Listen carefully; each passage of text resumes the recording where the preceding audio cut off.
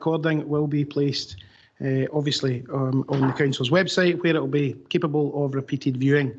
So the recording has now begun. Members, it's great to see so many of you in person here in the Chamber today, and so many of our officers as well. And I'd also like to welcome members of the public to the public gallery. The meeting today will be, amongst other business, for setting the General Services Revenue Budget and Council Tax for 22-23. I'd like to remind members of the public, both online and with us in the Chamber, that they'll not obviously be allowed to comment or participate in that discussion and the debate this morning. If anybody needs to leave the Chambers at any point, please let the Council Officer know and he will direct you out of the Chambers. Julie, can we start off then with the sedum and apologies? Thank you and good morning, members. Provost Barry Douglas. Here. Councillor Ellen Friel. Good morning, Julie. I'm here. Good morning. Councillor Gordon Jenkins. Councillor John McFadden. Good morning. Councillor John McGee. Here. Councillor Helen Coffey. Here. Councillor Ian Grant. Present. Councillor Maureen Mackay. Present. Councillor Tom Cook. Here. Councillor Lillian Jones. Here, Julie. Thank you. Councillor Ian Linton. Here. Councillor Douglas Reid. Here. Councillor Fiona Campbell. Here, thanks, Julie. Thank you. Councillor John Campbell. Councillor John Herd. Here. I have an apology from Councillor John Knapp. Councillor Claire Maitland. Here. Councillor Jim Todd. Here, Julie. Thank you. Deputy Provost Sally Cogley. Here. Councillor George Mayer. Here. Councillor Elena Whittam. Here, Julie. Thank you. Councillor Claire Leach. Here, Julie. Councillor Neil McGee. Here. Councillor Jim Roberts. Here, Julie. Councillor Alison Simmons. Councillor Simmons. Councillor Billy Crawford. Present. Councillor Jim McMahon. Here, Julie, thanks. Thank you. Councillor Jackie Todd. Here, thanks, Julie. Thank you. Councillor Walter Young. Here. Councillor John Bell. Julie, just a minute. Alison Simmons' attachment there has been thrown out. Oh, right, okay. We'll try and get her back in. Thank you. Aye. Councillor Elaine Moody. Here, Julie. Thank you. Councillor Drew Filson. Here. Thank you. And can I just double check? Councillor Gordon Jenkins. I'm here now, thank you. Thank you. Thanks, Provost. Thank you, Julie. Members, before we get started in the business proper, just wanted to say a couple of words.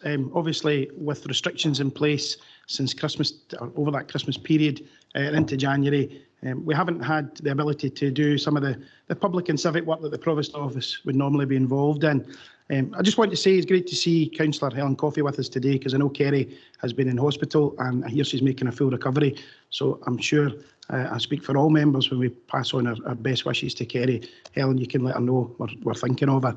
Members, by exception, I wanted just to mention the really tragic passing of Mr Jim Clark, who is a constituent of myself and the other Ward 4 members in New Farm Loch, who sadly passed away following a fire in his home.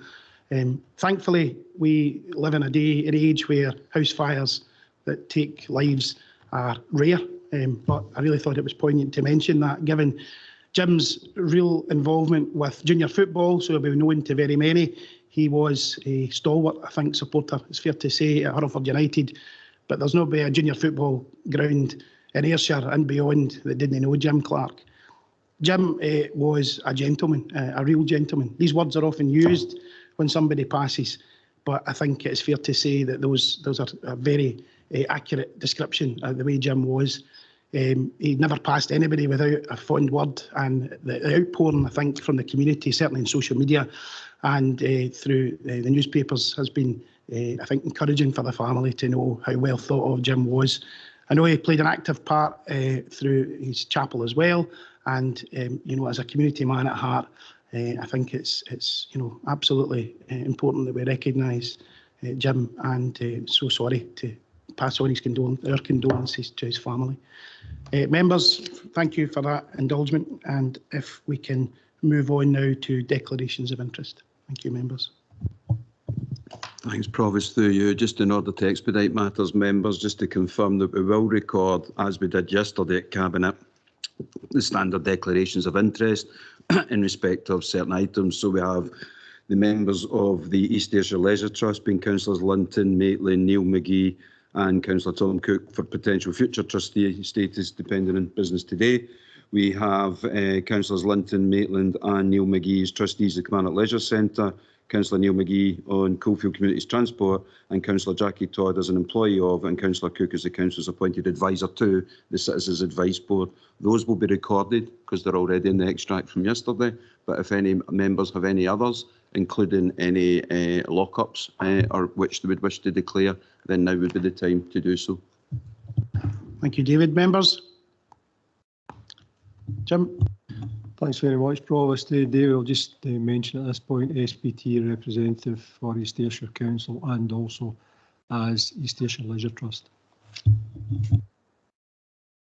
Councillors Bell and then Councillor Crawford. Thank you, Provost. I'm in the Citizens Advice Boards as well for the Council. Thank you. Councillor Crawford. Then Councillor Reid. Councillor Crawford first, sorry. Right, we'll got that. There's a member of the Health Board as well. Any other declarations of interest from members? Councillor Cook. Just in terms of the business ahead of us, not anticipating or not to want to overcome what the council might see. I think Councillor John Hurd should probably be declaring. I don't know if he's online or not this morning because he's moving on to the Leisure Trust, to the Galleon Leisure Trust. Self, Councillor Cook. John Hurd as well. Councillor Jones and then Councillor Whittam. Provost, just in terms of being the council representative, one since Advice Board, thank you. I didn't catch that, Councillor Jones. Member of Citizens Advice. Citizens Advice, thank you very much. Councillor Whittam. Thanks, Provost. Just to note that I am a council lock-up tenant. Thanks.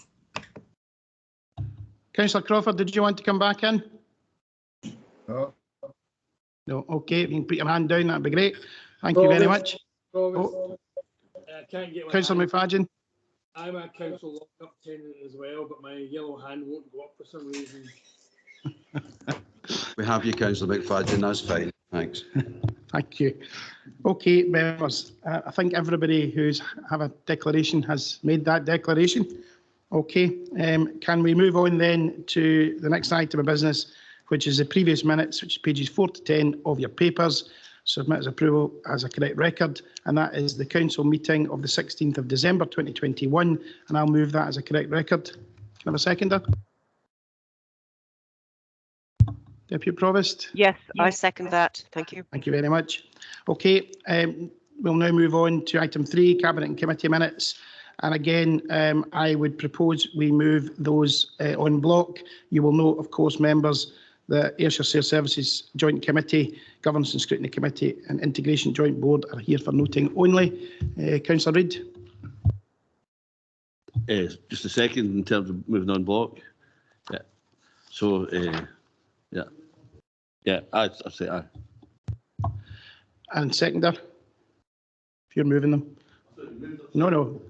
Invite you to move them. Councillor Cook's seconding that. Thank you very much.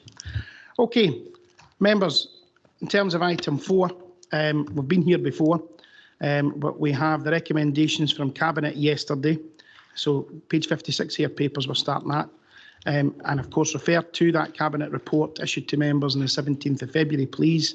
In respect of the revenue budget paper, I'd ask Council to note that in accordance with standing orders, the mover of a motion or amendment should speak for no more than 10 minutes, with the succeeding speakers entitled to speak for no more than 5 minutes.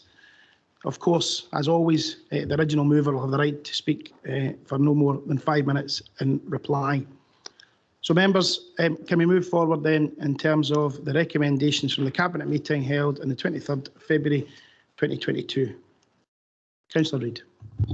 Thanks very much, Provost. Provost, fellow members, this time last year I introduced the budget to members who were participating online from their homes and who were unable to attend the council chamber due to COVID restrictions. This year, despite the fall of snow this morning, I'm delighted that some more of us are able to meet in person to discuss the budget and set out the council's financial plan for the year ahead. I'm also sure that I express the views of all of us when I say that it is especially good that council staff are now able to return to offices, albeit on a hybrid model. It is the easing of restrictions as well as the more recent announcements from governments that signals a change in the fight against the coronavirus, a change from limiting contacts with other people to a time when we are asked to plan ahead and learn to live with the virus. However, before I set out our plans, I think it is only right that we take stock and reflect on the year that has passed. It has been yet another year of change and turmoil for the council and for our communities. It has been a year when staff and elected members alike were out in our communities providing support and practical help. It was a year when the virus positivity rate in the towns and villages across East Ayrshire were amongst the highest in Scotland. A year when we saw unprecedented pressures in social care brought about by the new Omicron variant, and it was also a year when communities lost yet more loved ones to the virus. It was, Provost, yet another truly terrible year. But if we are being asked to learn to live with the virus, then we must also recognise that there are many things about the virus that we do not know and which in the months and years ahead may cause us yet more worries and pressures. However, we also know how well the Council has responded to the needs of our communities since the very start of the pandemic, and that our increased resilience will help us deliver for our communities into the future. As elected members, we also know that individuals and families across East Ayrshire are now experiencing substantial financial pressures brought about by rising inflation, higher mortgages, food and household costs, and this is before the 54% increase in energy price cap is factored into many family budgets. The budget I will seek out seeks to respond to these issues and provide support and practical assistance which will be so needed in the months ahead. It is also a budget that will see the largest ever investment in community wealth building in East Ayrshire as we put the council and our communities on the front foot to recovery. Members know that the work to develop our revenue budget started many months ago, and the budget working group, as well as individual political groups, have been given regular updates so they understood how the budget was progressing and how funding announcements informed and updated the budget before us today. This budget has been developed collaboratively with my own SNP group and the leaders of the Labour group and the Conservative group, and it sets out the financial plan to support recovery. The 2022-23 revenue budget, which Council is asked to approve, is once again a balanced budget that does not require the use of our reserves and is a progressive budget that will take us into a period when we learn to live with the virus. It is a budget that sees a 3% increase in council tax levels and with our fees and charges held at 2021 levels. It is a budget that contains funding to support violence against women and establishes a MARAC to help those faced with the highest risk of domestic abuse. This is funding that provides the opportunity to target directly the issues we all see as being important. The budget also builds on the views of the Young Persons Cabinet, who expressed their worries about climate change so eloquently, and the budget provides a revenue allocation of £1 million, which will be used alongside a substantial capital contribution to support net zero initiatives aimed at reducing our carbon footprint, as well as making funds available to support local businesses take the steps they need to achieve net zero and lower their costs. Members, we know firsthand about the pressures facing young people who have had two unimaginable years isolated at home and away from friends and friendship groups. So the budget proposes an allocation of just under £500,000 to support the health and well-being of children and young people across East Ayrshire. The funding will provide access to sports clubs and leisure classes, help establish contacts and create classes that will be important in restoring young people's confidence as they begin to renew friendships through active participation in individual classes and group events. The budget before members today also notes the allocation of £1.5 million to the Alcohol and Drugs Partnership to support a range of activities, including rapid access to treatment, support for a recovery hub and activity opportunities that can be provided by local third sector partners. Provost, in this budget we also see the Council's commitment to invest in our buildings and our assets. The capital report today shows that the total of our accumulated capital expenditure will be over £1.1 billion by 2030-31, with significant projects that will deliver towards our net zero and climate change ambitions. It is a capital programme that continues our work of investing in our school estate, our roads and our towns and villages. It is substantial spend that will once again demonstrate our commitment to the people of East Ayrshire and in delivering the highest quality of buildings and assets for our young people, our communities and our businesses.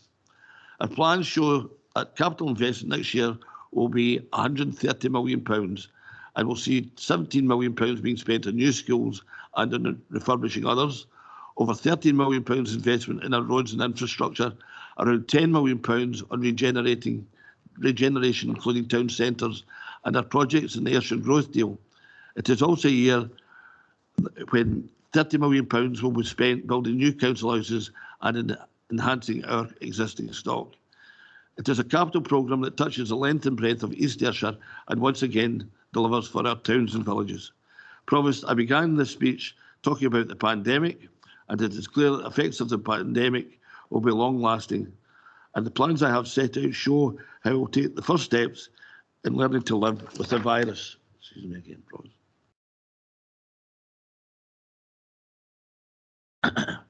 However, in learning to live with COVID, we must continue to provide a helping hand to our communities and individuals and families within them.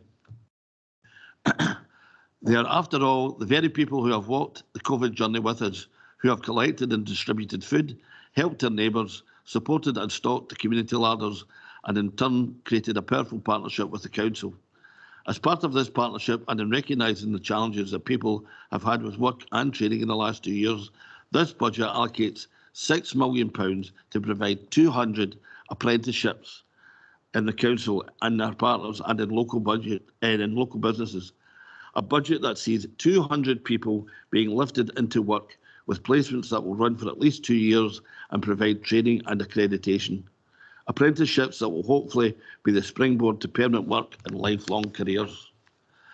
This is a proposal that came from the budget meetings and is something that all group leaders want to progress.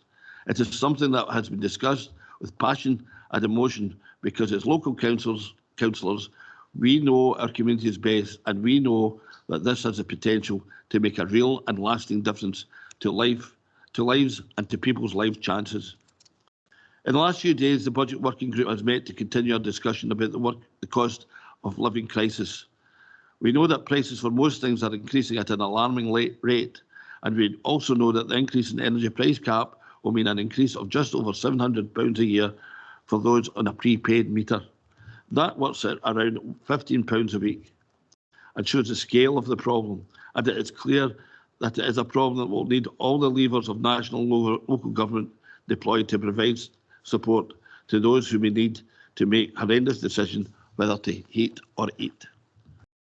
Following Budget Working Group discussions and the notification of additional non-recurring funding, it is proposed that £2 million is allocated to help deal with the cost of living crisis, with £1.5 million used to provide targeted support to low-income families, with £100 provided to those households that are eligible for school footwear and clothing grants, and it is estimated that this will help around 4,000 households.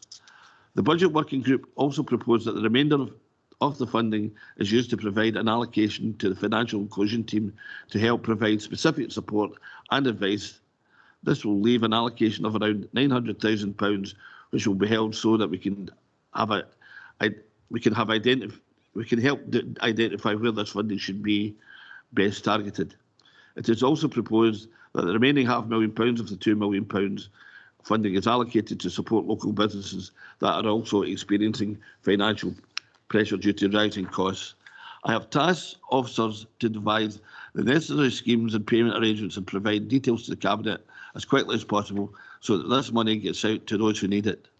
Members, I believe that this is a budget that uses all the levers at our disposal and will see a total investment of £11 million in wellbeing, in net zero, in jobs and training and in dealing with the cost of living pressures faced by our communities.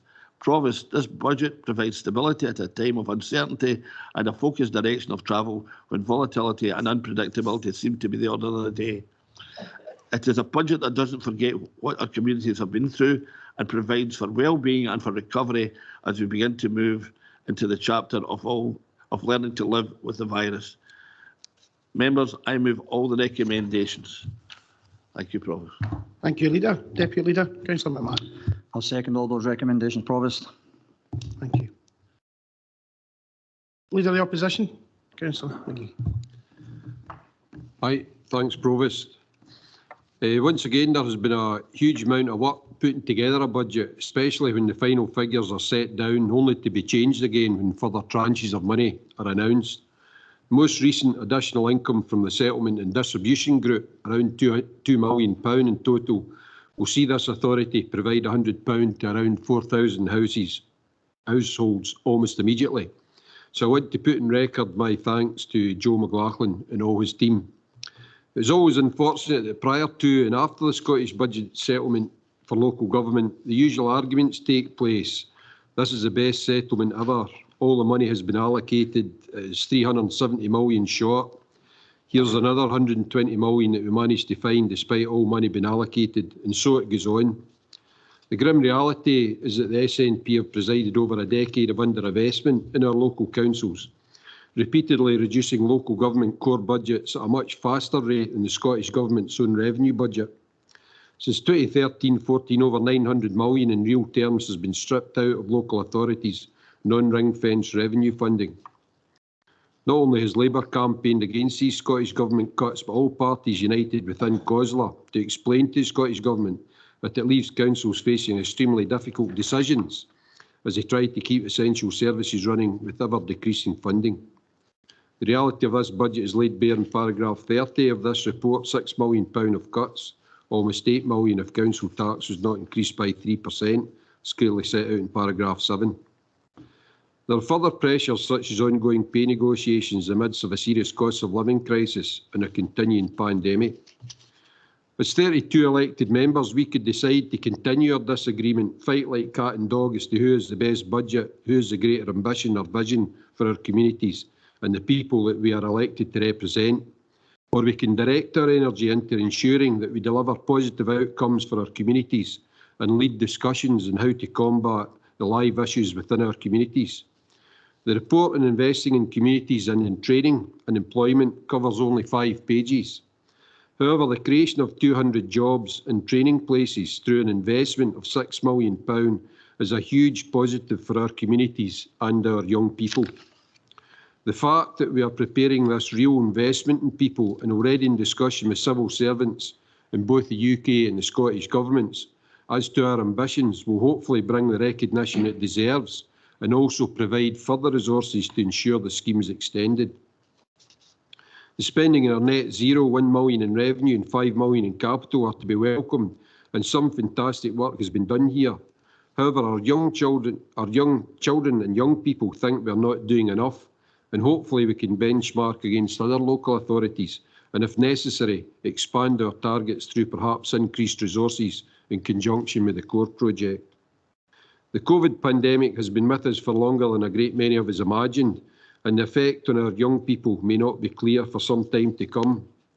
The health and well-being of our young people is a serious issue, and the £440,000 of investment to develop a COVID-19 recovery support fund for local sports clubs and organisations will help break down the financial barriers to participation, encouraging greater access to all sport and cultural services in support of physical and mental well-being throughout 22-23, with the intention of integrating it as a sustainable package to young people on an ongoing basis.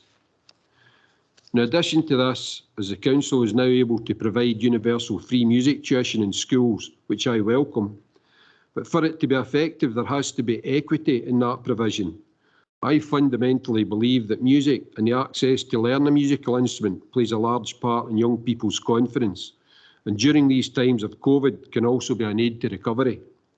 Therefore, I welcome mention of this in the budget report, and in particular, I ask that the Head of Education brings forward the report to Cabinet at the end of this academic year, detailing the uptake of music tuition across all our schools. And given that this is the first year of the universal offer, the information from this academic year can be used as a baseline from which the Education Service can then target the provision towards the children who reside or whose school is based in the lower SIM deciles. Lastly, but certainly no less important, is enhancing the support to the East Ayrshire Violence Against Women in the Multi-Agency Risk Assessment Conference, some £92,000, and £1.545 million allocated locally via the Alcohol and Drugs Partnership, supporting a range of activities within the partnership. The £11 million of spending, including the aforementioned £2 million in the cost of living crisis, is a commitment to the people of East Ayrshire, despite the continued reduction to our core budget, and is a commitment from all the political parties in this council, with Labour at the heart of it. Good local government is good government. Properly funded local government is even better government. Thank you. Thank you. Councillor Cook, as leader of the Conservative Group. Thank you, Provost, members. I think this year we find ourselves in a strange place when it comes to setting a budget, with the impact of non-recurring COVID recovery money making the situation appear better than it actually is. Before endorsing the proposals in front of us, I'd just like to thank Councillors Reid and Councillor John McGee, along with Joe McLaughlin and his team, for their help and cooperation in arriving at this consensus budget presented today. Once again, we see the Council facing cuts to our core revenue budget. Despite the SNP government at Holyrood receiving the highest ever grant from the UK Treasury, they've chosen not to pass on much of this additional funding to the Council. In fact, they have frozen our discretionary funding at last year's level, totally ignoring the impact of inflation and increased demand on Council spending. Even the SNP leaders across the country have condemned the settlement. So whilst the additional funding was provided following the pressure from councils via COSLA, this additional funding is non-recurring and therefore does nothing to relieve the ongoing long-term pressure on our revenue budget, but does give services a breathing space to implement proposed changes. As a result, we're faced with an almost £8 million gap between income and expenditure in our discretionary funding for next year. This means that difficult choices have had to be made. Whilst I understand the pressure household budgets are under and would have liked to see no rise in council tax this year, I believe that a below inflation 3% increase is reasonable. To freeze the council tax would have meant finding an additional £1.8 million in cuts which would have been having a severe impact on council services and service users. Many of the proposed £6 million in cuts can be achieved as a result of transforming the way we deliver our services, but will nevertheless put pressure on departmental budgets, leaving little room for extra demand. The focus of trying to get more young people from the lower deciles of SIMD to take up music tuition, along with the proposals to utilise some of the additional £2.8 million non-recurring COVID funding to promote sport and encourage young people to become involved, can only be good for the mental and physical well-being of our young people. As we all know, the way to lifting people out of poverty is to provide them with employment, and proposals here to use £6 million of recovery money will go a long way to make this happen. The creation of around 200 apprenticeships across a range of careers and for people of all ages is a great start and must be welcomed, and I hope our local partners and businesses support this initiative.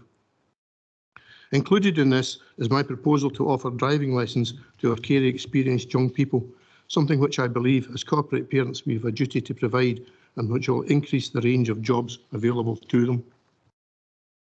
In terms of climate change, what we have in front of us is a well-focused, realistic plan to lead us to net zero, with plans for action on energy, transport, waste and the natural environment. And I would like to acknowledge the involvement and buy-in to the proposals by our young people and commend them for it. Turning to the capital programme, this is an ambitious plan that sees money being spent on roads, housing, education and leisure across the whole of East Ayrshire. My only concern is regarding affordability. With interest rates, material costs and inflation all rising, a close eye will need to be kept on individual project costs to ensure they remain within budget and the overall programme remains within the financial limits contained in our Treasury management strategy. The recent announcement of approximately £2 million of additional hardship funding provides us with the opportunity to focus this on families and businesses. By using the information we have in school clothing grant recipients, we can immediately identify families who would benefit, and officers need to identify other families, individuals and businesses who would benefit and bring a paper back with proposals. So whilst I do support the proposals contained within the report, which has been prepared with cross-party input and support, I do so with concerns about the long-term funding of councils and the impact of our residents that could result from further reductions. The introduction of a fair funding model for councils, as proposed by my party at Holyrood, will go a long way to improve the sustainability of our services. Thank you, members. Thank you, Provost. Thank you, Councillor Cook. I'm now going to take members in the following order. I've got Deputy Provost Cogley, Councillor John McFadden, Councillor Neil McGee and Councillor Lena Whittam. And after that, I'll take anybody else who wants to come back in. Thank you. So, Deputy Provost. Thank you, Provost. Thank you very much. Good morning, everybody. Joe and the team, thank you very much for the budget. You were clearly delivering this in very, very difficult circumstances. And I am going to pick out 3 items that I wish to highlight. I'm very pleased to see the climate change strategy, very positive, and it shows that we are a progressive council. Similarly, I'm very pleased to see the Apprenticeship Programme. If anything, Joe and Amanda, I think you're underselling this. This is a multi-beneficial programme, which isn't just about the destinations of our young people. This is also about benefiting many of our employers. And this is certainly the case in my ward. I'm sure this is the same throughout East Ayrshire. There are many small to medium-sized businesses who will benefit enormously from an apprenticeship programme. And I look forward to seeing this programme growing in the future, with many employers and young people benefiting from it. The third point I wish to raise is council tax. I don't support the increase in council tax. The cost of living is spiralling, as we've all discussed already this morning. And with the build up to the Ukrainian crisis and now the Ukrainian crisis in full flow, the price of grain is going to rocket, which will add to the inflationary pressures that we are already facing through the increase in the cost of fuel. We know the pressure on our households, on all households, is immense. And we know that any increase in council tax impacts disproportionately on the less well off, and we shouldn't be increasing this cost. We should have received a better settlement from government, and in the absence of this, I think we should be looking to fund this from our reserves. And I know the Treasury Department, Joe, I know this your department will say this is counterintuitive for you, but I think this is an instance where we should be looking to our reserves to help support the people within our communities. So I propose that we do not increase council tax and that we utilise our reserves. Thank you. Thank you, Councillor Cogley. Just to be clear, you have therefore made a motion. Do you have a seconder to that motion? Councillor Grant, are you seconding that motion? Okay, fine. Thank you. I'm happy to run with the running order then for now, in terms of, I wasn't aware you were going to make a motion, Councillor Cogley, in terms of other members, if that's okay. And then if anybody wants to come in on that basis afterwards, we will do that. So thank you, Councillor Cogley. I'll move on now to Councillor John McFadden. Good morning, Provost and members. I would just like to say I support the contents of Councillor Cook's speech and its sentiments, and that it's very good news to hear the fact that the council fees and charges won't increase. That's good news for everyone, and that the council rents is only going to go up 1.5%, which is good news, considering the increase in prices that we're all facing. I'd also like to say, it is regrettable that council tax is going to increase, but if we keep funding council tax shortfalls from our reserves, the reserves will deplete very quickly. And the reason council tax is going to increase is due to lack of funding from central government, in Edinburgh. If we got funded properly, we wouldn't need to put the council tax up. Thank you. Bye. Thank you, Councillor McFadden. Councillor Neil McGee. Thank you, Chair. Sorry, I'm trying to get my papers up. I'll be as brief as I can and trying not to make it too repetitive. I would personally like to thank Joe and Julie for their commitment to provide support and guidance to us over the entire period of the budget process. Trying to add positively to the outcomes, there was a willingness to attempt to find solutions, and we are grateful for that effort. 3 items: youth employability, music culture, mental health, well-being, all great achievements in their own right, but in my view astonishing given the financial position we are in. As someone who has been a supporter of the third sector, and I'm sorry to mention it again, but it proves the value of it, the activities for over 20 years has driven this in my own community, and for some time over 320 jobs have been created for youngsters, with 60% of those achieving full-time employment. It is a joy for me to know that I was involved in leading that discussion, and they are providing hope and aspiration for so many young people, deserving people at that. We will also provide support to youngsters who need a helping hand to establish a way in life. This is a very proud moment for us all. Sadly, there are a number of negatives in the budget, and a major concern is the ongoing threat to local government. 6 to 8 million, depending on your view, this year, with the fear of much worse to come. The difference of local government and national government is when statistics become people. And if I could add separately my thoughts and prayers to the people of the Ukraine. Thank you, Chair. It wouldn't be a Neil McGee speech without mentioning the third sector, and I'm sure all members who return after me will certainly miss that. So thank you, Councillor McGee. Councillor Whittam. Thank you very much, Provost, and thanks to Joe and the team for the presentation of this budget this morning, and for everybody involved in getting us to this position. I just want to draw attention to one issue that I'm very glad to see within the budget.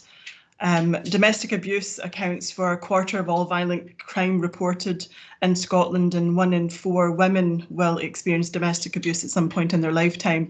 East Ayrshire Council has always been a council that has recognised the importance of the Equally Safe strategy at national and local authority level that seeks to eradicate violence against women and children, and we have sought as far as we possibly can to safeguard supporting our local women's services. So I'm absolutely delighted that we do have that commitment in here to continue to fund that lead officer and to create the MARAC. I think that that's hugely important as we come out of this pandemic, and we know that there's been a parallel pandemic running with domestic abuse, and we may see that increase as well going into the cost of living crisis. So just to draw attention to that, Provost, and to put my heartfelt thanks down for it. Thank you.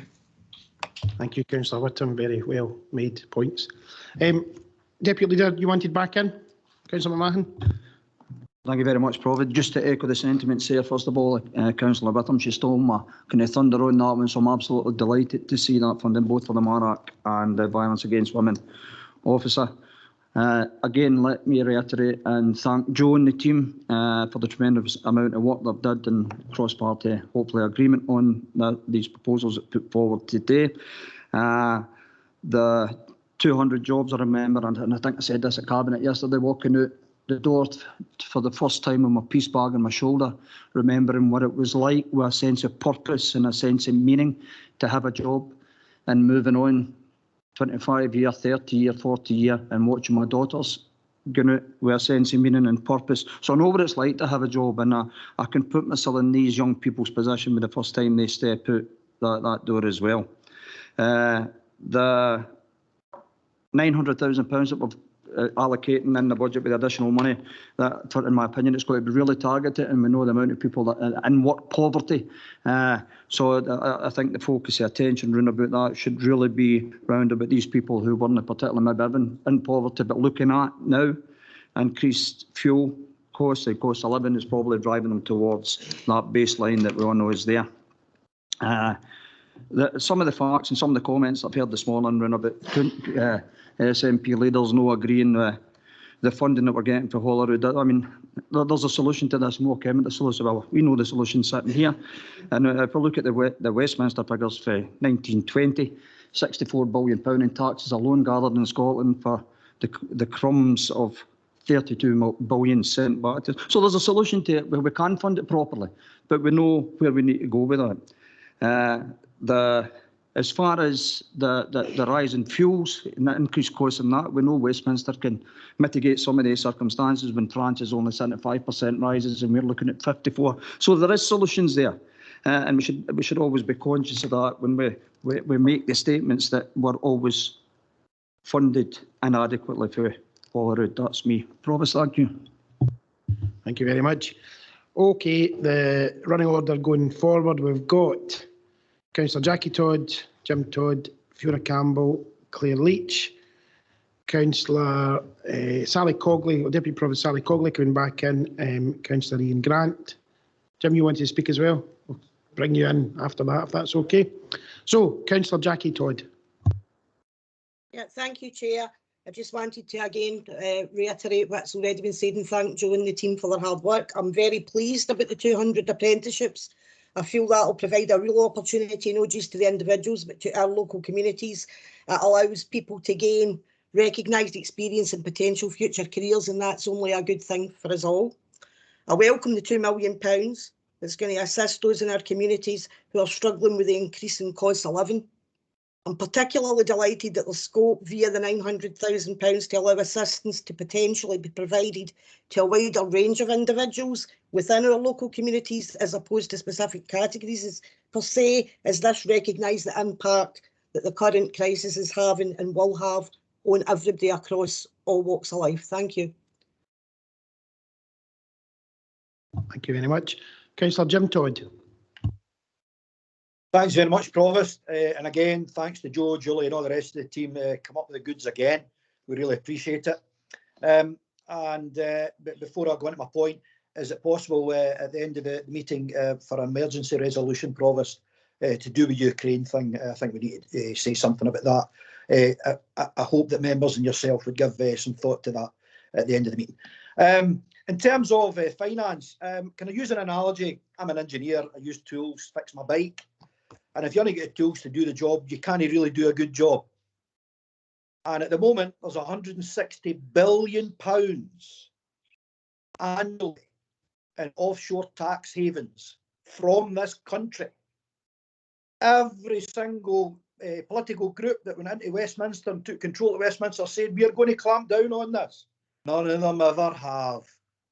So it's absolutely shocking that all of that money that could cure all of our ills and all of these islands is there, and all it needs is a stroke of a pen for somebody to take action to get that money, and we wouldn't be in this position we're in just now, where everybody's scrambling for the last pound. Absolutely shocking state of affairs, but what do I expect? Nothing much out of Westminster. Thanks, Provost.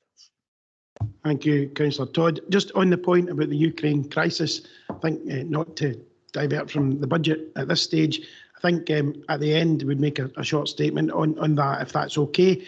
I'm sure members would all be very much minded in the same way in that regard. So rather than a debate, I think we'll make a short statement at the end of this council, if that's with members' agreement, if that's okay. Councillor Todd, thank you for that. Councillor Fiona Campbell. Thanks, Provost. Morning, everyone. I'm sorry that in advance that I'm going to be repetitive, but I think sometimes some things are worth repeating. So thanks to Joe and his team for producing a balanced budget in such adverse circumstances. I also welcome the funding for the Permanent Violence Against Women Lead Officer, which regrettably is still much needed. I also welcome the provision of the 200 meaningful apprenticeships, and I think it's important to stress meaningful. This is something we as a council can be proud of. Equally, I'm absolutely delighted with the recent positive destination figures of 95.7%. This is the highest ever that we have achieved. So very well done to the Education Service. And I think that the fact that we're in the top 10 for Scotland just shows that we are punching above our weight. So I think these are great statistics, very positive, and thanks to Linda and her team for that wonderful achievement. Thank you. Thank you, Councillor Campbell. Councillor Claire Leach. Thank you, Provost. I just want to say I know how privileged I am to hold a portfolio for children and young people, climate and inclusion, and I'm really happy to see, you know, all this being, you know, progressive work happening and it being included within the budget.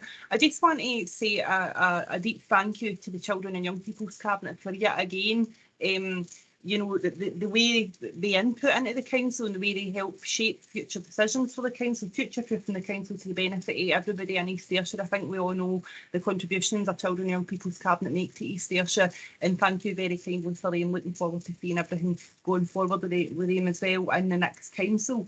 And just with the absolute most upright respect, can we stop saying that work is the way out of poverty? We know that often work alone isn't the way out of poverty, not to mention the amount of people who are in work on universal credit. Working isn't the way out of poverty for a lot of people, unfortunately, and not to mention those as well who can't work. Thank you. Very well made points, Councillor Leach, absolutely. Okay, I will bring in Deputy Provost Cogley and Councillor Grant, Councillor Jim Roberts, Councillor John McFadden, and I'm not aware of any other members looking to speak. Oh, Councillor Haird after that. Okay, so we'll start off with Deputy Provost Cogley. That was a legacy hand. No, I'm not coming back in. Thank you. Okay, thank you very much. Councillor Grant.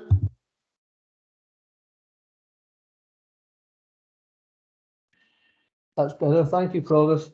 Yes, well, all the good things that we've planned in this budget are very much welcomed. I don't think there's anything or anyone that would disagree.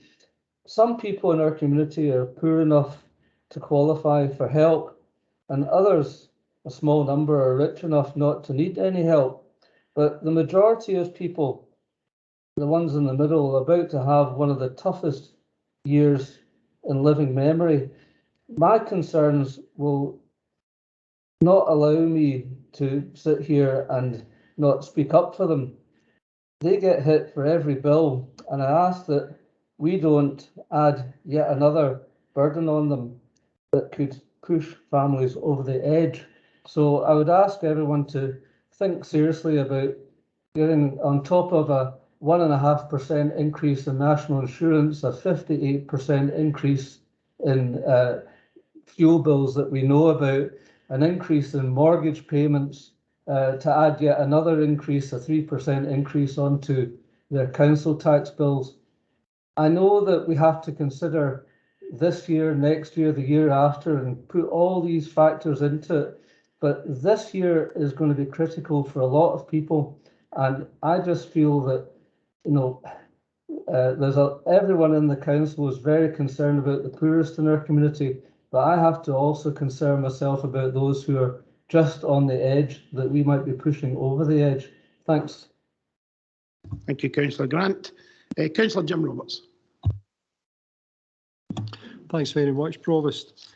I think I would also like to pay tribute to Joe and Julie. I think you two will be sending a lot of Christmas cards this forthcoming year. And also to Tom and John. There has been good collaborative working between the political groups in terms of producing this budget. And I don't think we should understate the number of good points contained within this budget. Yes, it's a challenging budget, but next year will also be a challenging budget, and also the year after that. I'd just like to pick out a couple of points in regard to, the training, the apprenticeship scheme. I think what is so important is accredited training. You can put any form of training in place, but if it does not have some form of accreditation, then you've got to question the value of it. So the fact that it is accredited, that ticks a lot of boxes with me. The other thing I would like to say is I'm pleased to see there's contributions going to the financial inclusion team. I don't think there's any one of us, that has not dialed into this meeting today that has not made use at some point of the financial inclusion team. And with the set of circumstances we see ourselves going into, or currently in, the work of the financial inclusion team is going to be so important going forward. I've also spoken about the likes of fuel poverty, and the one thing I can't understand is we see it planning all these wind farm companies, the operators coming forward, and one of the arguments is cheap electricity. We currently see ourselves with a load of people sitting in fuel poverty, or about to get into fuel poverty, but yet we see vast profits made by these organisations. Cheap electricity, which is not manifested. I think we seriously need to take a look going forward, and I'm talking about government intervention here, because when wind farms, some of the wind farms shut down, they're actually getting paid for not producing. I think we've totally lost the plot. So maybe this is one for you, Elena, to take back to your colleagues at Holyrood and the political groups to make representation going forward, to have a look at the energy situation within the UK. But I would commend the budget provost, and thanks for the opportunity to speak. Thank you, Councillor Roberts. Well, weighed points as ever. Councillor John Herd. Thank you, Provost. First of all, I reiterate what others have said, and I thank the group leaders and the council officers for once again working so hard to secure the best outcome for all our constituents. This is a budget which, against all the odds, has produced clear benefits for our communities. But I would like to go back to something Councillor McMahon said. I'm not sure where Councillor McMahon is getting his figures from. It's certainly not the Scottish Government, the Office for National Statistics, the Fraser of Allender Institute, or any other reliable source. Perhaps he has forgotten pensions, welfare, defence and other reserved expenditure. Factor that in Scotland last year spent 36.3 billion more than we raised. So it's not a pittance. If we only had what we raised, we'd be 36.3 billion short. In fact, Holyrood has had the largest budget settlement in its history. Billions extra from the Union and billions more than we raise across all revenue streams. The devolved administration has more money than ever. That money should be coming to local councils, Provost, but it is being squandered on things like fake foreign embassies, foreign aid, and both reserve matters, £9 million on frankly ineffectual spin doctors, on a succession of failed vanity projects, on a dismal succession of court cases, and millions on an independence referendum that nobody wants, they have no mandate for, no powers to hold, and would lose anyway. Money that should be used for health and social care, policing, infrastructure, education, and all the other aspects of our civic society, including helping the poorest and most vulnerable people in our society, particularly with rising prices, as mentioned by the leader and others, is being wasted by the SNP in Holyrood. And local councils and our constituents are having to carry the can. Yes, I'm angry, and so are others, increasing number of our constituents who are being failed by the SNP. Thank you, Provost. Thank you, Councillor Herd. We have certainly got into political statements just before the council elections. Who knew? Who'd have thought it? Anyway, members, I'll just remind everybody, obviously, we're here to discuss our council tax, our local budget, and yes, of course, there are impacts, I'm sure, from both Scottish Government and the Westminster Government that members will want to bring in, but obviously we can remind where we're at. Obviously, members have come in twice on some occasion. I would be minded now, if nobody else is looking to come in, for Councillor Reid to sum up, if that's agreement with members, unless anybody else wants to come back in, because you've come in twice, Councillor McMahon, so I'd have been, just for the purposes of debate, I'd have been keen to move things on.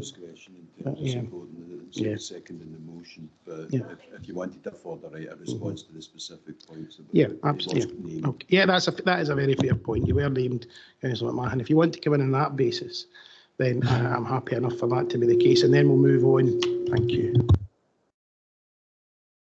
Much appreciated, Provost.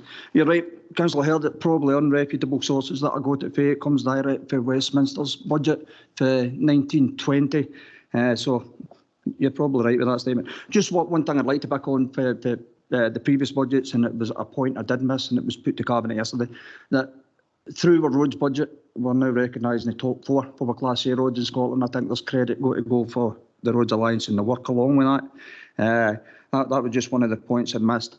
And finally, Provost, I know you mentioned that the passing of one of your colleagues. If I could just mention one of the passing, a colleague that worked for us for 30 years this year, and it was a well-known character all the way out through East Ayrshire and the wider Scotland, was Jim Buller-Reid, a fantastic gentleman that raised thousands upon thousands of pounds for charities, and all be deeply and sadly missed in the local communities.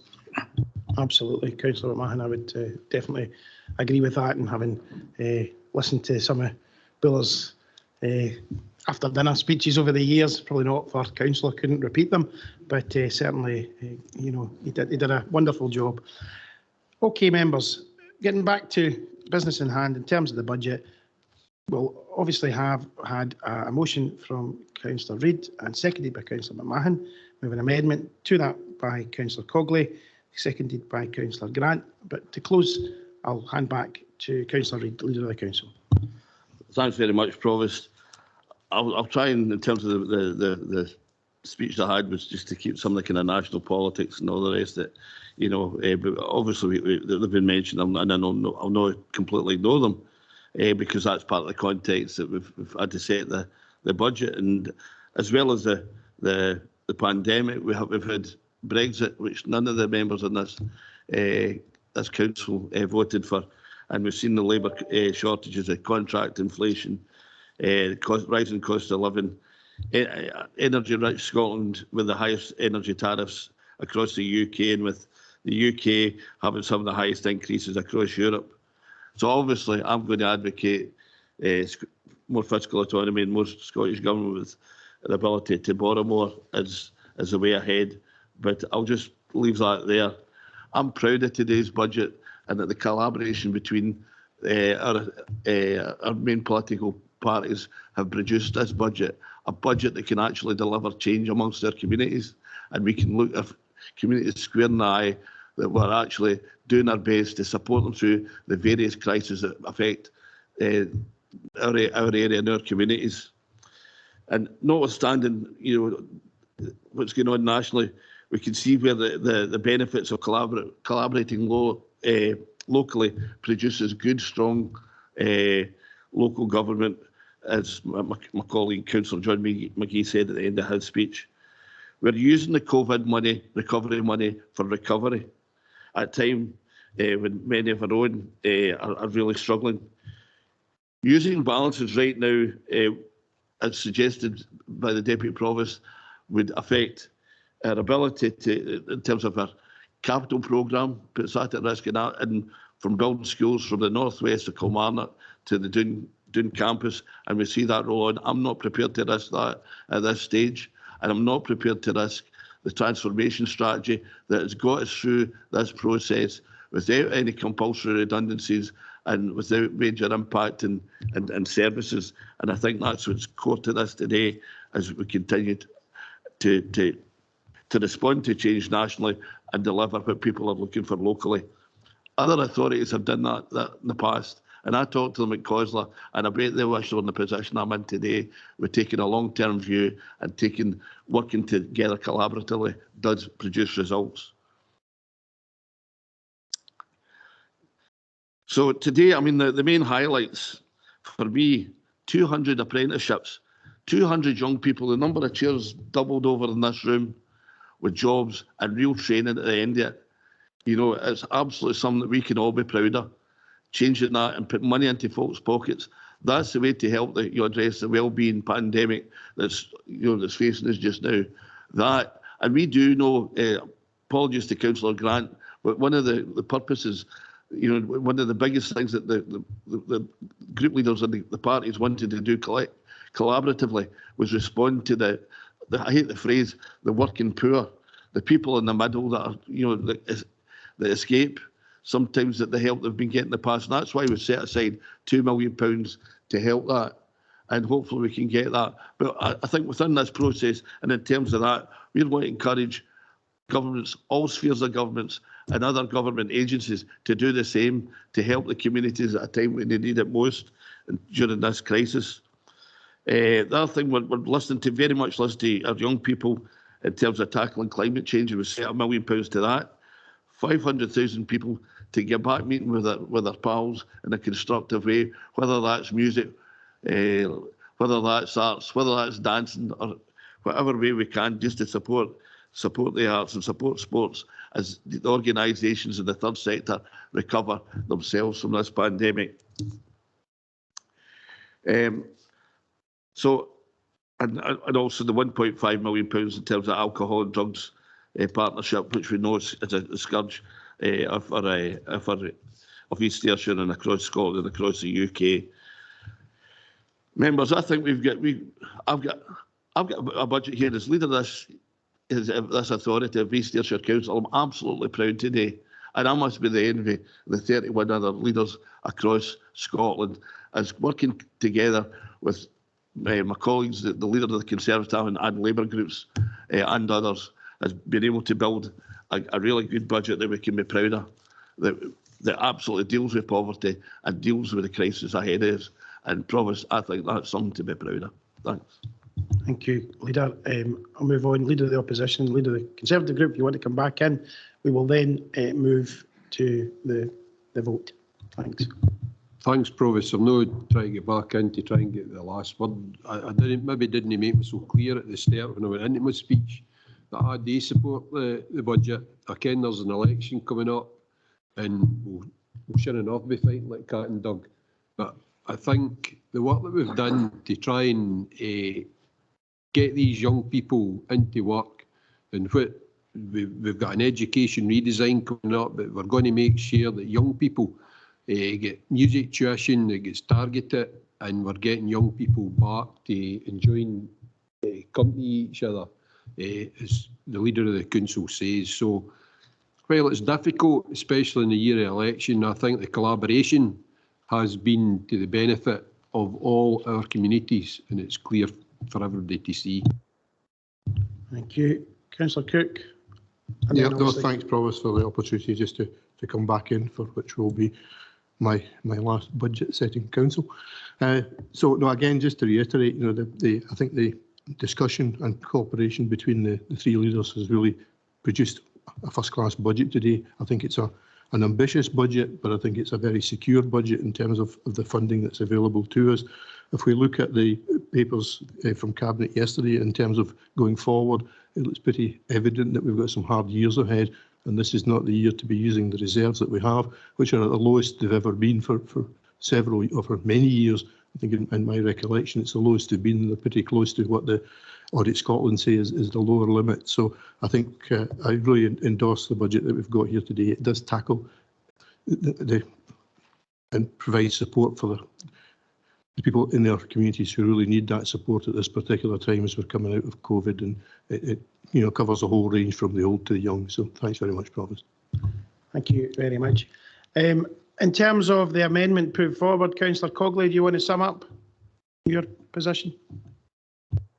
Yes, thank you very much. I stand by my amendment that I don't think that we should be increasing council tax and that we should be utilising our reserves. Leader, thank you for your conciliatory comments, and the way that the leaders of the main groups work together, I think, is to be applauded, absolutely applauded.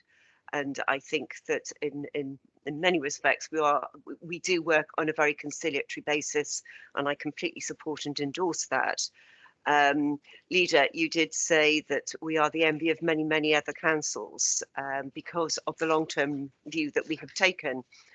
In my opinion, this is the time that we should be utilising those reserves. I stand by my amendment. Thank you. Thank you, Deputy Provost. Councillor Grant, as the seconder of that amendment, do you want anything else you wanted to add to it? No, just to say that I completely concur with what the Deputy Provost has had to say.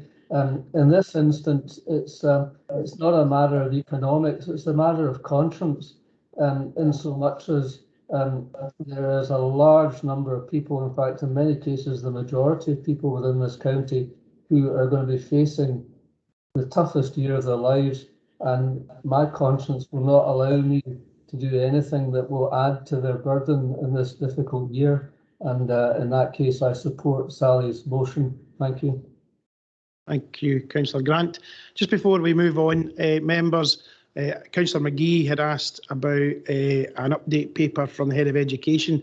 I'll bring in the Chief Executive on that, and obviously then I would ask Joe just to come back in terms of the implications of the amendment that's been put forward by Deputy Provost Cogley and seconded by Councillor Grant. Chief Executive. Just very briefly, we absolutely accept that we'll bring the report back to Cabinet in respect of the music tuition. That will give us a baseline this year, and we can look at how we build on that going forward. Thank you. Joe. Through you, Provost. Good morning, members. So the council tax 3% increase would generate £1.8 million or thereabouts on a recurring basis, so we'll have it for next year and every year thereafter. What I would say to members today is that when we increase our council tax, we also increase the rate of council tax reduction that is paid to applicants who are eligible for that benefit. And so for families particularly and households in the lower of the 8 of the council tax bandings, then the increase would, to all intents and purposes, be mitigated by that increase in council tax reduction. Thank you, Joe. Members, I think we're all clear. As such, we'll take the amendment first and then the motion. So the amendment by Deputy Provost Cogley and seconded by Councillor Grant, and that is for, we'll take a roll call vote, but that's for the budget as proposed, but instead of council tax being increased by 3%, it should be frozen using reserves to make up that shortfall. Am I right, Councillor Grant and Deputy Provost Cogley? And phrasing that way, is that what you intend? Yes, thank you. Thank you. Okay. We take a vote for that. David? Just to confirm then, Provost, obviously given we're using the Teams approach, any vote needs to be taken by roll call so that we can confirm each member's individual vote. That's been the position throughout the pandemic arrangements. So, as you said, the motion is by Councillor Reid, seconded by Councillor McMahon, and that was to put forward and accept all 62 recommendations from Cabinet. The amendment by Councillor Cogley, seconded by Councillor Grant, was to approve and accept 61 of them, but not to go forward with the council tax increase, but instead to meet that 1.6 or 8 that Joe said from balances. So that's the one point that is in dispute in terms of moving to the vote. Julie will now call out each of you in turn and invite you to confirm whether you are for the motion or for the amendment, and we'll confirm the outcome at the end of that. So, thanks, Provost. Thanks, David. Provost Barry Douglas. Motion. Councillor Ellen Friel. Motion, Councillor Friel? Yes. Thank you. Councillor Gordon Jenkins? Motion. Councillor John McFadden? Councillor McFadden is currently locked out of the meeting. He's waiting to be readmitted. That's fine. We'll come back to him. Thank you. Councillor John McGee? Motion. Councillor Helen Coffey? Motion. Councillor Ian Grant? Amendment. Councillor Maureen Mackay? Motion. Councillor Tom Cook? Motion. Councillor Lillian Jones? Motion. Councillor Ian Linton? The motion. Councillor Douglas Reid? Motion. Councillor Fiona Campbell? Motion. Councillor John Campbell? Councillor John Herd? Motion.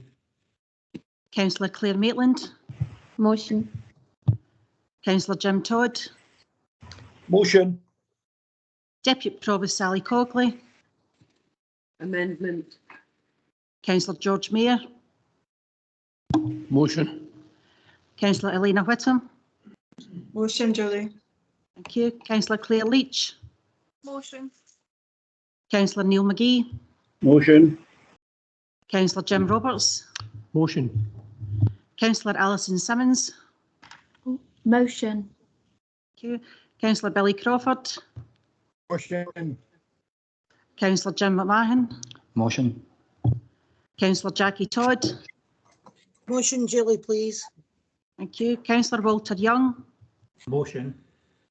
Councillor John Bell? Motion. Councillor Elaine Dinwoody? Motion.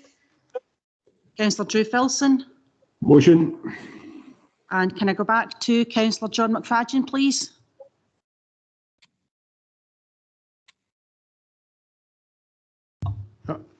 Councillor McFadden's not present and he wouldn't be able to take part in the vote, I'm afraid. Okay. Right. I'll just total that up for you then, Provost. Yep.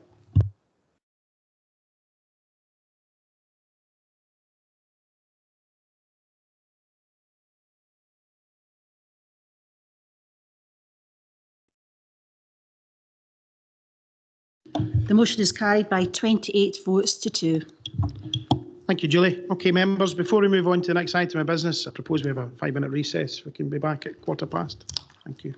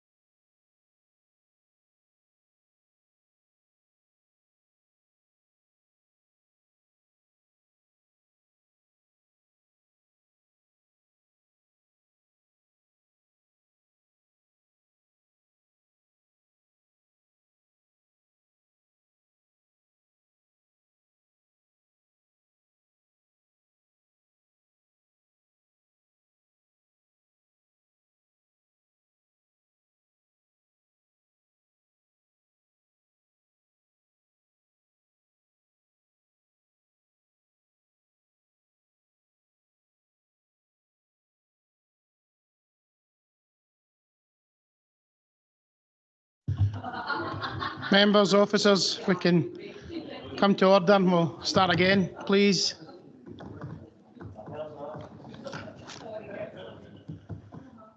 Members, officers. Okay. Item 5 is the Treasury Management Strategy Statement and Annual Investment Strategy for 22-23, so pages 57 to 112 of your papers. And I'll bring in Joe McLaughlin to speak to that. Joe. Thank you, Provost. Members, the Treasury Management Strategy Statement is prepared in accordance with the SIPFA published codes and sets out the Treasury Management Plan for the years ahead, taking account of the revenue and capital budgets that you have approved today. The Treasury function has essentially two main objectives. Firstly, with the Council setting a balanced budget, the Treasury function ensures that there is sufficient cash or liquidity each day to allow the Council to undertake its business. The second function is to undertake the necessary borrowing and funding arrangements to ensure that the Council's capital expenditure plans can be completed. The report before you today is slightly different from the usual Treasury Management Strategy report, and this is because SIPFA has published a revision to the Treasury Code which will take effect in 2023-24, but SIPFA have asked that councils have due regard to these changes in the 2022-23 Treasury Management Statement, and I'll explain these further shortly. The report today shows that the Council's CFR capital financing requirement is anticipated to increase from £590 million to £848 million by the end of March 2027, due to the approval today, and that this increase of £258 million reflects the additional capital expenditure which Council has approved. The CFR increases each year as further unfinanced capital expenditure is incurred, and the Council is required by regulation to disclose the future value of these payments to ensure that due consideration is given to the affordability of the Council's current capital plans.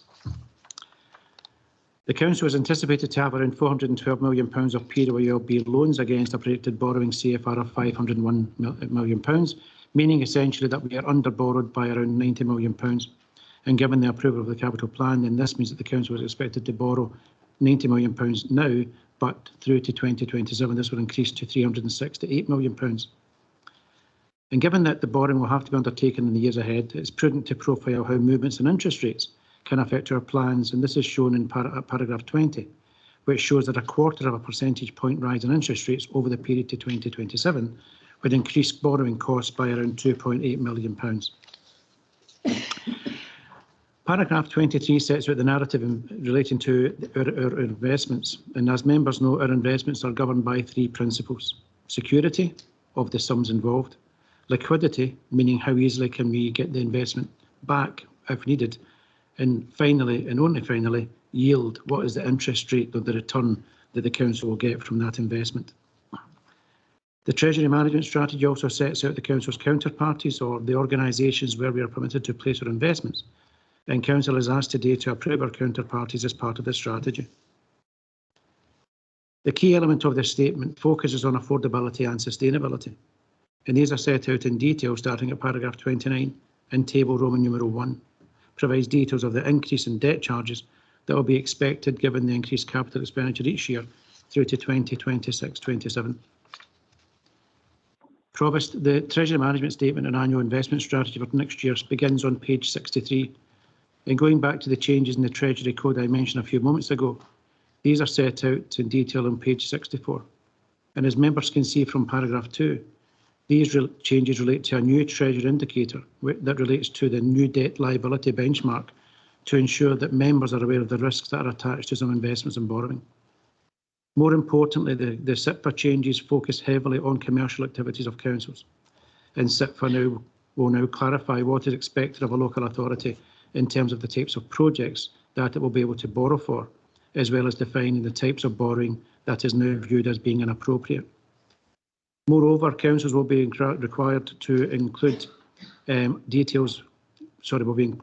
will have to include a requirement to have a proportionate approach between commercial activities and service-based capital expenditure, for example, like building schools. Members, this is really important given that some of the investments that have been undertaken mainly by English councils, and which have seen councils invest in hotels, shopping centres and energy companies, many of which have failed during the pandemic, have resulted in significant losses for those councils involved. The other changes include a requirement for councils to review their involvement in these activities and to divest from these where appropriate, as well as a new requirement to clarify and have specific and detailed reporting arrangements for these investments. Members, the changes to the code and to the treatment of commercial activities is not unexpected, and I have mentioned the commercial activities of councils in previous reports and highlighted that the PWLB has increased rates where councils borrow for this type of investment. This has also changed, and PWE now state that if councils have commercial activities, or in other words, invest primarily for financial return, then the council is not permitted or will be allowed access to any PWLB borrowing for any part of its capital programme. Going back to the main Treasury management strategy, the capital prudential indicators for the year 2022-23 to 26-27 begin on page 69 and start with the capital expenditure plan for the council, detailed in table 1, and it shows the borrowing for each year. The CFR, the capital financing requirement, is the second indicator and is essentially the historic outstanding capital expenditure that's yet to be paid for, and is essentially an indicator of the council's indebtedness, and as such the measure of the underlying need to borrow. This is showing in table 2. It's important to note that all of the council's capital expenditure has been incurred in order to advance service-based capital schemes, and the report confirms that there are no schemes in our plans that have been identified as being commercial or being made for financial return. In terms of drawing members' attention to specific information, table 11 at paragraph 6 to 8 details the percentage of the net revenue streams for the general fund and the housing revenue account that are expected to be consumed by capital financing costs. And this shows that just under 7% of the revenue funding for the general fund will be absorbed by financing costs or repayments, and the figure for the housing revenue account is 19%. The housing revenue account indicator is further expanded at table 12, when the financial costs are compared to the number of HRA houses producing a capital debt per housing unit. Page 85 sets out the investment strategy and provides details of the counterparties and the investment limits that we ask you to apportion to each one. It provides assurance around the diversification of our counterparties to ensure that our investments are spread and that risks are minimised. As members are aware, this Treasury Management Report is the first for the new financial year, and there will be update reports with the mid-year Treasury Management Report being presented later this year, and the end-of-year report produced at the end of the following financial year and the conclusion of the Council's external audit. Provost, the recommendations are at paragraph 2 on page 57, and I'm happy to take any questions. Thank you, Joe. A busy council for you and Cabinet for you the last few days. Members, have we any comments or questions? Councillor Roberts. Thanks very much, Provost. Thanks for your report, Joe. Joe, on the report we looked at Cabinet yesterday, we're looking at CPI at 5.5% and the RPI at 7.8% respectively. You've also highlighted some of the criteria in relation to the Public Works Loan Board and some of the specifics in regard to developments for which they would fund and developments which they would not fund. Now, bearing in mind interest rates are going up, are we not better borrowing the maximum we possibly can at this moment in time, bearing in mind the impact it's going to be on the financial markets? We've spoken about the situation in Ukraine, etc. Thanks, Provost. Thank you. Through you, Provost. Essentially, the financial markets work in a way that when a rate is announced, it's factored into all subsequent rates for years to come. And also at this point in time, the market has actually factored in forthcoming rates as well. So there's to go out and borrow, and we've discussed it, is something that we'd want to do. But the scale of that borrowing is really important. So we've gone out in the last few days and borrowed £25 million, and we'll go out in blocks of £5 million thereafter to bring it in. It's important when doing so, though, that we then bring in another Treasury phrase, and we do love our Treasury phrases in the Treasury report, of the cost of carry. And the cost of carry is essentially the difference between the interest rate you pay to borrow and the interest rate you gain to invest. And it costs you to hold money at that point. So the cost of carry is important in this, as are the projection on future interest rates. So it's something that we are looking at. I don't think, I've got to be honest with Council, I don't think we'd go out and borrow £90 million and put it in the bank, because that then gives me issues around the counterparties and where I can place it. And I begin to get to there's headroom in the counterparties, but I begin to get to the top of that headroom in terms of where I can take it. So it's something we're looking at. We're using our reserves and our own money. We are conscious that interest rates are going up. We've taken some borrowing. We've got a strategy for some future blocks of borrowing, but we remain alert, Councillor Roberts, to the changing face of interest rates. And you're absolutely right with our CPI and RPI as they are, and interest rates at the rates they're at. Thank you. Any other comments or questions from members? There have been none. Members' recommendations, as Joe has outlined, are on page 57, paragraph 2. Are we agreed? Agreed. Okay, thank you very much. Members, item 6, changes from the Conservative group, page 113. A request from the Conservative group to make a number of changes to committees. I would tend to take them on block. Members, are these agreed? Agreed. Okay. Thank you very much. Members, moving on to item number 7, is the East Ayrshire Local Licensing Forum, appointment of an additional member, and David Mitchell will take us through the paper. Very briefly, Provost, as you've heard me say before, there is a quirk in the legislation that requires Council, each time there's a change of personnel to the local licensing forum, to formally approve the appointment of either that new member, or in this case, it's an additional member and one from the younger end of the community. So a welcome appointment. You'll see at paragraph 8, the proposal is to agree the membership of a David McGill, I hope I said that right, student at the Robert Burns Academy. So if members are happy with that, then I would present that to Council for approval. Promise. Thank you very much, David. I think it's good to see another young person, particularly somebody from the Robert Burns Academy, joining the licensing forum. Councillor Cook. Thanks, Provost. No, as chair of the licensing board, we always try to get the best people we can in the licensing forum to consult with us and give us their views, and it's really good to see that somebody young is coming forward. It's been a long time since we've had a young person involved, so I really welcome this appointment. Thank you. Absolutely. Any other comments or questions from members? No? Okay. Members, recommendations at paragraph 2, page 114, are those agreed? Agreed.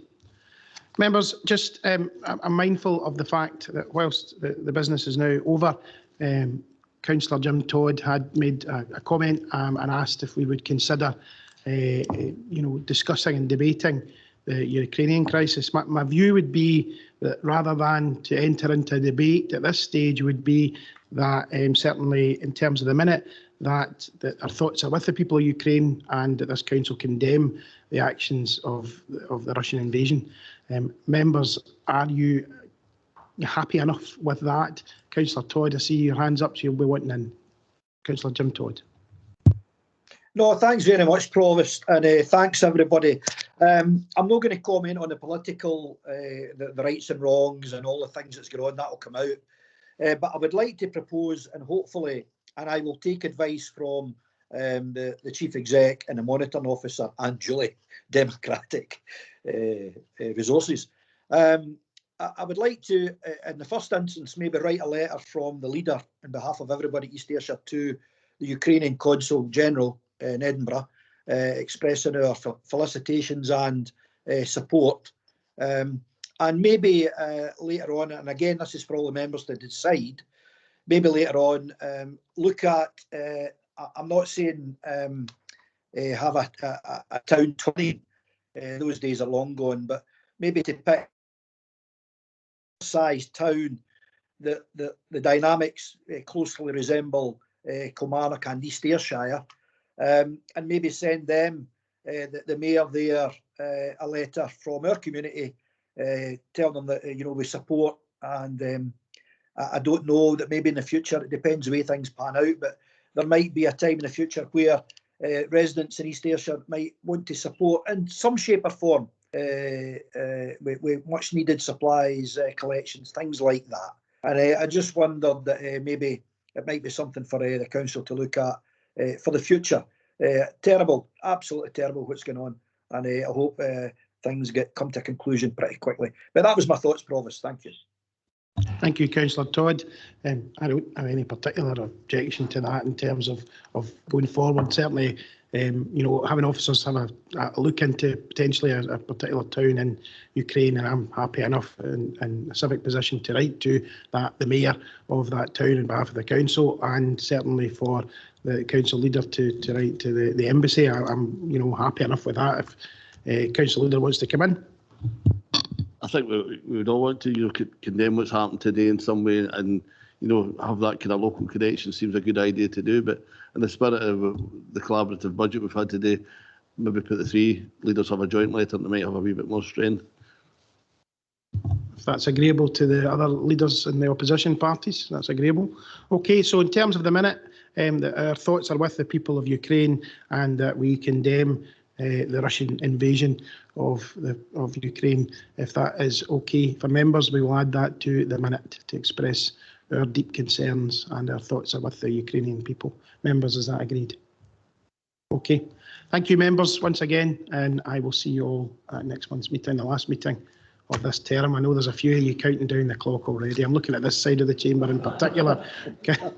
Councillor Robertson, Councillor Cook. But, my Lilo is out drying out. I heard it blew away in the snow, but there you go. Thank you, members. The water there. See you later. Take care.